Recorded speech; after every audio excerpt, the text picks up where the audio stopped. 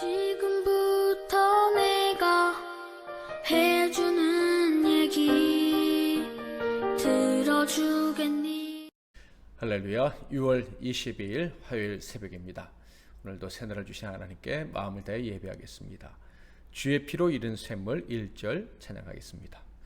주의 피로 이룬 샘물 참 깊고 넓도다. 구원하는 크신 능력 다 찬송할지라. 찬송하세 주의 보혈 그 샘에 지금 나아가 죄에 깊이 빠진 이 몸 그 피로 씻어 맑히네. 아멘. 오늘 하나님께서 주시는 은혜의 말씀은 구약성경 출애굽기 25장 1절부터 9절 말씀이 되겠습니다. 출애굽기 25장 1절에서 9절 말씀 중에서 8절과 9절을 봉독해 드리겠습니다. 내가 그들 중에 거할 성소를 그들이 나를 위하여 짓되 물은 내가 내게 보이는 모양대로 장막을 짓고 기구들도 그 모양을 따라 지을지니라. 아멘. 오늘은 어떻게 하나님과 동거할 수 있을까? 어떻게 하나님과 동거할 수 있을까라는 제목으로 하나님 말씀을 상고하겠습니다. 이스라엘 백성들과의 언약식을 끝내신 하나님은 모세를 산으로 불러주셨습니다. 돌판을 주시기 위해서 부르셨고요. 또 각종 율법을 주시기 위해서 불러주셨습니다. 나아가 이 모든 일들을 통해서 가나안 정복을 위한 모든 준비를 마치게 하시려 모세를 불러주셨습니다. 이스라엘 백성들이 출애굽한 이후에 이 하나님과 언약을 맺은 이 시내산 밑에 시내광에 도착한 때는 3월이었습니다. 그러니까 기원전 1446년 3월이었다라는 것이죠. 그리고 이듬해인 2월 20일까지 약 11개월 동안 이 시내광에 머무르게 됩니다. 그리고 그 기간 동안 하나님과 언약식도 하고 율법도 받고 성막도 건축하고 또 가나안을 정복하기 위한 전시 체제로 전환도 마무리하게 됩니다. 그러니까 하나님을 중심으로 해서 가나안을 정복하고 그 땅에서 살기 위한 준비를 철저히 하는 기간으로 삼았다 하는 것입니다. 노예로 나왔지만 강력한 국가로 탈바꿈하는 기간이 바로 그 11개월의 기간이었다 하는 것입니다. 이 과정에서 가장 중요한 것은 무엇이었을까요? 당연히 하나님과 영원한 언약을 맺는 것이죠. 하나님이 왕이 되시고 다스려 주시는 그런 나라의 백성이 되겠노라고, 하나님께서 다스려 주신 우리는 영원히 이기고 살 수 있습니다 라는 그 서약, 그래서 하나님이 왕이 되시는 나라가 세워지는 것, 이것이 가장 중요했다 하는 것입니다. 그 다음의 과정은 무엇이 가장 중요했겠습니까? 당연히 왕이신 하나님을 중심으로 그 하나님께 순종하며 살아가는 삶이겠죠. 바로 이 삶을 잘 살아가게 하시려고 하나님은 모세에게 성막을 지으라고 명령을 내리셨습니다. 그러니까 하나님, 전능하신 하나님이 그들을 다스리시는 왕이 그들 가운데 계신다 하는 것을 증명해 주시는 그 성막을 지으라고 말씀하신 것입니다. 자, 그런데 조금 이상한 점을 여기서 발견할 수가 있습니다. 시내산에서 하나님께서 임재하실 때 백성들이 어떻게 반응을 했었나요? 무서워서 하나님 직접 말씀하지 말아주세요, 중재자 모세를 통해서 말씀해 주세요 라고 부탁하지 않았었습니까? 모세 역시도 시내산에서 십계명을 받으러 갈 때 하나님을 뵙기까지 6일이나 기다려야 했었다라는 것을 우리가 확인을 했었습니다. 그러니까 하나님은 참으로 두려우신 하나님, 사람이 함부로 가까이 할 수 없는 하나님이시다라는 거예요. 그런데 그 하나님이 그 죄인들이 거주하는 그 삶의 터전 한가운데 오셔서 함께 사신다? 이것이 가능한 일로 들리지 않습니다. 어떻게 그게 가능할 수 있겠습니까? 하나님이 정말 그들 가운데 계신다면 그 백성들은 두려워 떨다 못해 다 그 거룩하심 때문에 타서 없어져 버리지 않겠습니까? 그냥 지금처럼 구름 기둥과 불 기둥으로 그들 좀 멀리 떨어져서 계시는 게 낫지 않을까 하는 생각이 듭니다. 그럼에도 불구하고 하나님께서는요, 이스라엘의 진영 내에 하나님의 집을 지으라 하시고 내가 거기 거주하겠다고 말씀을 하십니다. 이스라엘 입장에서는 정말 하나님이 그렇게 하실 수 있다면 너무 영광스러운 일이겠지만 그러나 너무나 두려운 일이기도 했을 것입니다. 과연 어떻게 하나님의 집을 지어야 그 거룩하심이 우리를 침범해서 우리를 죽이지 아니하시고 두려워했던 우리가 하나님을 느끼면서 과연 동거할 수 있을까? 즉 어떻게 성막을 지어야 그들 가까이 하나님을 모셔도 그 가운데 계신 하나님으로 인해서 그들이 죽지 않을 수 있을까? 사람들은 하나님으로부터 자신들을 감출 수 있는 방법을 찾을 수는 없을 것입니다. 그래서 하나님이 정하신 방식대로 성막을 지어야 그들이 그들 가운데 계신 하나님으로 인해 죽지 않고 살 수 있을 것입니다. 자, 그래서요, 성막을 지을 때, 또 성소의 기구들을 지을 때 하나님의 가장 중요하게 강조하신 것은 바로 이것이었습니다. 다음의 말씀인데요, 반복적으로 성막과 성막의 기구들을 만들라고 하실 때 하나님이 하신 말씀입니다. 8절 9절 내가 그들 중에 거할 성소를 그들이 나를 위하여 짓되 무릇 내가 내게 보이는 모양대로 장막을 짓되 기구들도 그 모양을 따라 지을지니라. 하나님이 정하신 대로 하나님이 정하신 하나님이 모세에게 보이신 모양 식양대로 만들어야 된다라는 것입니다. 그 모양대로 만들어야 이스라엘의 죄가 가려지고 하나님의 임재 때문에 그들이 죽지 않고 살 수 있다라는 거예요. 반드시 하나님이 정하신 모양대로 지어야지 이스라엘 백성들이 죽지 않고 하나님과 동행할 수 있고 하나님이 다스리시는 그 복을 받아 누릴 수 있다라는 말씀이죠. 여기서 우리는 아주 중요한 성경의 원리가 이 성막에 깃들어 있다는 것을 눈치챌 수가 있습니다. 바로 예수 그리스도와 성막이 아주 밀접한 관계가 있다는 것을 느낄 수 있다라는 거예요. 자, 어떤 점입니까? 먼저 예수 그리스도를 생각해 보겠습니다. 예수 그리스도를 다른 이름으로 부르는데 임마누엘이라고 부른다라는 것을 기억하십니까? 마태복음 1장 23절 보라 처녀가 잉태하여 아들을 낳을 것이요 그의 이름을 임마누엘이라 하리라 하셨으니 이를 번역한즉 하나님이 우리와 함께 계시다 함이라. 예수님은 임마누엘 곧 하나님이 우리와 함께 계신 증거다라고 말씀하고 있습니다. 자, 그런데 그 전능하시고 거룩하신 하나님이 인간과 함께 계시면 어떤 일이 벌어져야 되죠? 죄악된 사람은 죽어야 됩니다. 그런데 죽지 않고 함께 살 수 있다라는 거예요. 실제로 예수님이 오셨을 때 사람들은 죽지 않고 주님과 함께 살아갈 수가 있었습니다. 어떻게 그게 가능했습니까? 바로 예수님이 인간의 죄를 대신 지시고 죽으셨기 때문입니다. 즉 예수님께서 우리의 죄를 가려주셨기에 하나님이 정하신 방법대로 예수가 우리의 죄를 가려주셨기에 그래서 하나님이 우리를 죄인으로 보지 않으셨기에 우리가 하나님과 함께 살지만 죽지 않을 수 있다. 죽지 않을 뿐만 아니라 하나님과 동행하고 교제하며 무엇이든지 구하는 대로 받으며 살아갈 수 있게 되었다 하는 것입니다. 그러므로 이 출애굽기에서 하나님이 이제 앞으로 성막을 이렇게 지어라 말씀을 하시는 것을 우리가 살펴보게 될 텐데 그 모든 것이 무엇이다? 우리의 죄를 가리는 방법과 관련되어 있다. 예수 그리스도의 대속의 은혜와 관련되어 있다라는 것을 이제 우리는 기억해야 할 것입니다.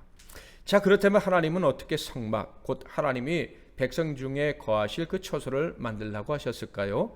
1절 2절 여호와께서 모세에게 말씀하여 이르시되 이스라엘 자손에게 명령하여 내게 예물을 가져오라 하고 기쁜 마음으로 내는 자가 내게 바치는 모든 것을 너희는 받을지니라.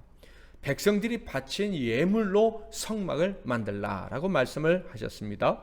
그리고 바쳐야 될 예물들은 어떤 것인지도 가르쳐 주셨는데요. 3절부터 7절 너희가 그들에게서 받을 예물은 이러하니 금과 은과 녹과 청색 자색 홍색 실과 가는 배 실과 염소 털과 붉은 물들인 수장의 가죽과 해달의 가죽과 조각목과 등유와 관유에 쓰는 향료와 분향할 향을 만들 향품과 호만하며 애복과 흉패에 물릴 보석이니라. 자, 그런데 여기도 좀 이상한 부분이 있습니다. 하나님은요 홍해를 가르신 분입니다. 그리고 시내산에 임재하실 때는 그 집을 하나님이 친히 만드셨어요. 구름과 불과 천둥소리와 연기 같은 것으로 하나님이 거할 처소를 만드시고 친히 거기에 임재하셨었습니다. 그러니까 하나님은요, 자신의 능력으로 하나님이 거하실 처소를 완전히 만드실 수 있는 분이시다라는 거예요. 그런데 성막을 만들 때는 하나님이 친히 만들지 아니하시고 백성들이 바친 예물로 만들라고 말씀을 하셨습니다. 왜 그러셨을까요? 그것은 바로 하나님은 인격자이시기 때문에 그렇습니다. 즉 사람과 서로 마음을 주고받을 때 이 사람이 하나님은 사람에게 자발적으로 사랑을 주시고 사람 역시도 하나님께 사랑을 자발적으로 줄 수 있을 때 기뻐하시는 그런 인격을 가지신 분이다라는 거예요. 그러니까 사람을 로봇이나 그런 비인격적인 존재로 대우하지 아니하시고 하나님과 같은 인격자로 대우해 주셨다 하는 거예요. 그래서 먼저 영광스럽고 위대한 제안을 하나님께 하신 거예요. 바로 그들과 함께 거하시겠다. 너희가 어디에 있든지 동행하며 함께하며 떠나지 않겠다라는 약속을 주신 거예요. 그런데 일방적인 약속을 주시는 것으로 만족할 수가 없으시는 분이 바로 인격자 하나님이신 거예요. 하나님의 사랑의 대상이 되는 이스라엘 사람들 역시 하나님의 사랑에 자발적으로 응하기를 원하셨다 하는 거예요.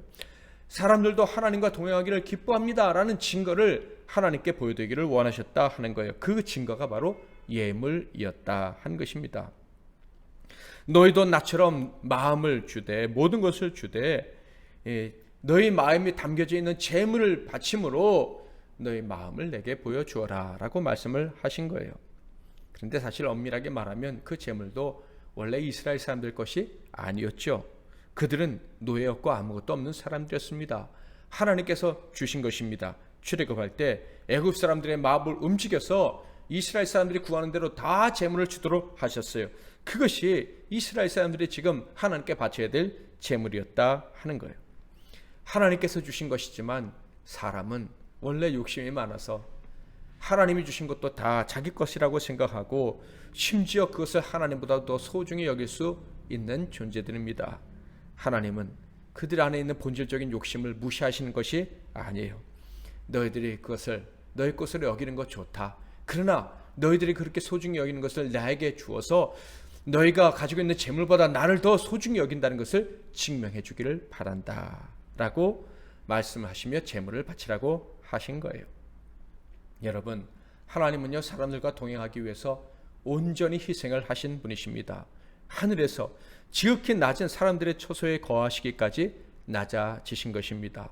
그리고 궁극적으로는요 사람들의 죄, 즉 사람들이 하나님과 동행할 수 없는 이유를 제거해 주시기까지 하셨습니다. 어떻게? 자신의 생명, 즉 자기가 가장 사랑하는 아들의 생명을 바침으로 그 아들의 피를 통해서 하나님과 동행할 수 없는 그 이유를 다 제거해 주신 분이십니다. 그러므로 사람들이 이 놀라운 사랑의 하나님과 동거하려면 그들도 아주 작은 것이지만 그들이 소중히 여기는 것을 바쳐야 하지 않겠습니까? 그들이 재물을 바칠 때 하나님이 쓰시라고 드리는 것입니까? 하나님께 드리는 것이지만 사실 하나님께서 쓰시라고 드리는 것이 아니에요. 우리가 하나님과 동행하고 살아갈 수 있게 되었음을 기뻐합니다 라는 징표로 드리는 것일 뿐이에요. 하나님께서 그것을 받으시고 그래 내가 너희의 마음을 알겠다 하면서 그것으로 성막을 지으라고 하시는 것이죠. 그 재물을 바침으로 하나님이 동행해 주시는 영광을 기뻐합니다 라고 하면서 성막을 짓는 것입니다. 그래서요 하나님은 이 성막을 바칠 때 조건을 제시하셨어요. 먼저 기쁨으로 드려야 한다는 것입니다. 1절 2절에 있죠. 그리고 그 기쁨으로 드리는 제물을 모세는 절대 거절하지 말아야 된다라고 말씀을 하셨습니다. 이게 무슨 말씀일까요? 하나님과 동행을 기뻐하면 기뻐할수록 동행의 증거로 하나님께 더 많은 것을 드리면 드릴수록 하나님은 더 기뻐하시고 흡족해 하실 것이다 라는 거예요. 그러므로 우리가 주님을 동행하는 증거들을 하나님께 받을 때마다 더 하나님께 우리의 마음을 드리기 위해 애쓰는 자들이 된다면 하나님이 참으로 기뻐하실 것입니다. 또한 주님께 바칠 제물은요 아주 귀한 것들이었어요. 왕에게 어울리는 것들이었다라는 것입니다. 그러므로 제물을 기쁨으로 바칠 때에는 하나님이 우리의 왕이 되셔서 동행해 주신다는 것을 기뻐하며 제물을 드려야 하는 거예요. 이 제물을 드림으로 내게 어떤 이익이 있을까 하는 그런 얕은 꾀를 가지고 드려서는 안 된다 하는 것입니다. 시내 산에서 백성들에게 언약을 주사 하나님이 영원히 책임지고 다스릴 것을 약속하셨습니다. 그리고 이제는 그 약속을 지키기 위한 증거를 주시겠다. 즉 성막을 짓고 너희들이 지으면 내가 거기서 너희들과 함께 거주하겠다라고 말씀을 하십니다. 그런데 조건은 너희들이 나와 거할 때 죽지 않고 살기 위해서는 내가 너희에게 보이는, 특히 모세에게 보이는 모양대로 지어야 된다고 말씀을 하십니다.